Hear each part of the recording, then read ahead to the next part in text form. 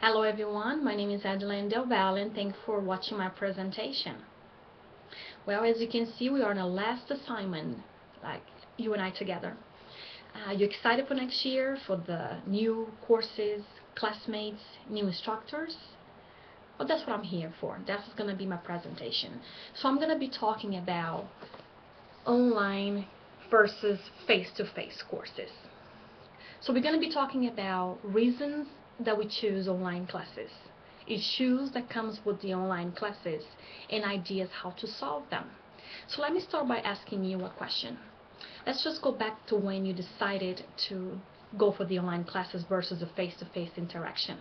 What prompted you to make that decision? So let me kind of challenge you another more question. Do you remember any of your classmates since you start taking those classes until today? Do you remember any of the instructor's name or anybody that you say, wow, I remember that person? Well, so that's what I'm here for again. Um, USA Today, according to them, they made a research and they found out that 2.3 million of students decided to go for the online classes every year. Out of the 2.3 million, 42% of these students, they live very close to the campus, so they still taking the online classes.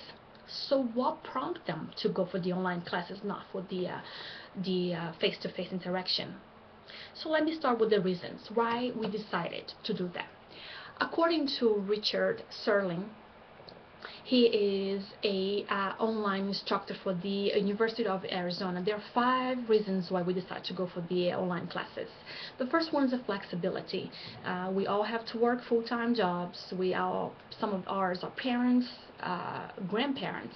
So that what comes in the online classes. The second one is the cost of you not driving over there, over to the campus, and just for the university, for tuition itself as well, because they don't have to pay or build a bigger building. They don't have to have a lot of employees to work for them since there's not a lot of students over there.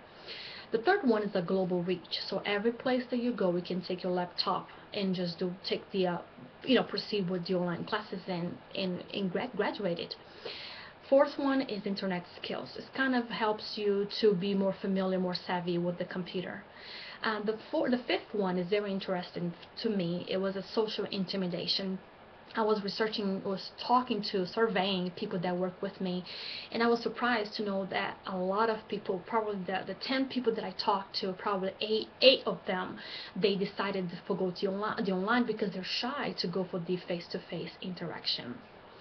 So let's just talk about, we talk about the reasons why we decide to go for the online, and let's talk about some of the issues that comes with the online classes. The same professor, Richard Serling, decided that there are 5 issues that comes with the online classes. The first one is no face-to-face meeting. So if you are a visual learner like I am, you need that eye contact. You need the body language, that hand gestures for you to understand what's going on. No group project. So like I mentioned, you probably don't remember any of your classmates. So that's one thing that is an issue with the online classes. You don't have that interaction. The third one for me is the biggest one, is the academy dishonestly, meaning that you go to online classes, you just probably clock in and clock out, just see what's going on, read your book, and probably going to be plagiarizing in probably half of the homeworks. Some are, I would say 80% of the students are good, but some of them, they're very kind of get that convenience, that stay home, just kind of skim through the books and just kind of get it done. And probably this kind of a big issue, the online, there's no monitoring what they're doing. The volume of homework is, if you go for the face-to-face class, you're already there for like a day or so, or 2 hours or 4 hours. You get your volume of homework done while you're in class. You don't have to work on your project. Online classes, you're pretty much working every single day. Every single day you have an assignment to do. Every single day you have to go to the classmates and see what they're doing and see what's going on. So it's kind of it's a bigger volume of homework compared to the face-to-face interaction. The fifth one is speed and meditation. Means that if you decided to put an assignment at the beginning of the week, you have have to go back at the end of the week to see what the other students are talking. That's going to be our interaction on the online classes. So it's a kind of issue because you have to wait on everybody else to talk or to answer that question. You have to go back and see and answer. And you know that you have noticed that a lot of students leave for the last day, and you have to go back and just make sure everything is already there. So we talk about some reasons that we decided to go for the online, like you and I. You probably have a reason, I have a different reason, but we talk about some issues, the online classes. So let's talk about some ideas. How can we solve that as a student, as having experience of online classes and face-to-face interaction? So here's some ideas that we can solve the problem. The first one is like a student like me, visual learners. How about if we have each professor prepare a PowerPoint presentation and we can read that? How about if we have a weekly instructor video? Let's say that you, just like you, like we are doing right now, recorded the book, the chapter 1, and talk about if there was any questions, like okay, see what's going on. How about to promote participation? How about getting your classmates?